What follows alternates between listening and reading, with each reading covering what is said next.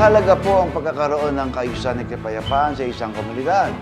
Kaya naman kinilala ang Barangay Balatong A mula sa bayan ng Pulilan bilang natatanging gawaing pambarangay sa nakaraang Gawad Galing Barangay 2024 dahil isa sa proyektong pagkakaisa at pagkakasundo tungo sa kapayapaan at kaayusan. Ating tunghayan ang kanilang pagkakaisa at pagtutulungan. Dito lang po yan sa Galing, Bulacan. Natatanging gawaing pangbarangay, pagkakaisa at pagkakasundo tungo sa kapayapaan at kaayusan ng Barangay Balatong A, Pulilan. Sa bayan ng Pulilan, isang barangay ang nagpakita ng natatanging halimbawa ng pagkakaisa at pagkakasundo. Bunga nito ay isang payapa at may kaayusan na barangay. Sa pamumuno ni Kapitan Laureano Sicat, inilunsad ang proyektong pagkakaisa at pagkakasundo tungo sa kapayapaan at kaayusan. Layunin nitong palakasin ng tiwala, respeto at pagtutulungan ng bawat mamamayan. Kaya po natin inilunsad ito, naging inspirasyon, yung pagkakaisa po ng ating lahat ng kawani ng barangay. Sanggunian, ating barangay tanod, ating Peace and Order Committee, tsaka yung ating lupon para po sa kapakanan ng ating mga kabarangay. Kasama sa mga inisyatibo ang training para sa kapayapaan, purok visit na may layuning mabigyang kaalaman ang mga taga-Balatong A patungkol sa programang Katarungang Pambarangay at May Katarungan sa Kubo, isang pribadong espasyo para pag-usapan ng mga isyu at usapin ng magkabilang panig upang mapanatili ang privacy at dignidad ng bawat isa. Ang Katarungang Pambarangay ay isang sistema ng pangangasiwa ng hustisya upang maisaayos ang hidwaan sa pamamagitan ng mediation ng mga nakatira sa barangay na hindi na kinakailangan pang dumaan sa korte.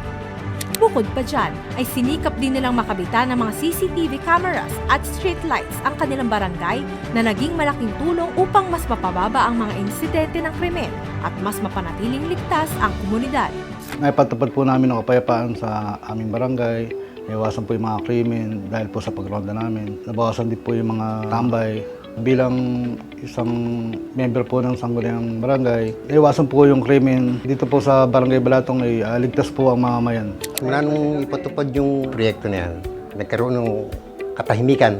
Pag labas sa gabi, nakaramdam ng bawas ng takot dahil sa karoon ng liwanag at saka yung CCTV. Napakahalaga ho. Unang-una po kasi dapat tunay na dedikasyon po, na tao sa puso po yung paglilingkod at makakamtan po natin yung katahimikan at yung pong kasaganaan, kaunlaran ng barangay. Dahil sa mga makabagong hakbang na ito, bumaba ang mga kasong naidudulog sa Katarungang Pambarangay. At noong 2024, naitala ang Zero CFA o wala ni isang kasong umabot sa korte na isang malaking tagumpay para sa barangay. Pinakamaganda po dyan yung sama-sama pagkilos ng mga kawani ng barangay at yung respeto ng bawat isa, magkapitbahay, magkamag-anak, kasi po pag wala po respeto, wala po tayong mararating. Importante po yan, yung tiwala. Ngayon, higit na payapa at ligtas ang Barangay Balatong A. At bilang pagkilala, ang proyektong ito ng kanilang barangay ay kinilala sa Gawad Galing Barangay bilang natatanging gawaing pambarangay.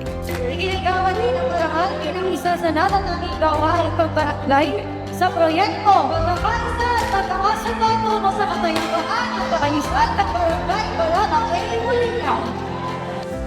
Wala pong pagsidlan ng tuwa at ligaya lalo po yung sanggunian ko dahil sa kabila po ng maliit lang po yung aming pondo, sa totoo lang po, hindi po yung naging hadlang upang sama-sama kaming kumilos at maitaguyod yung proyektong ito.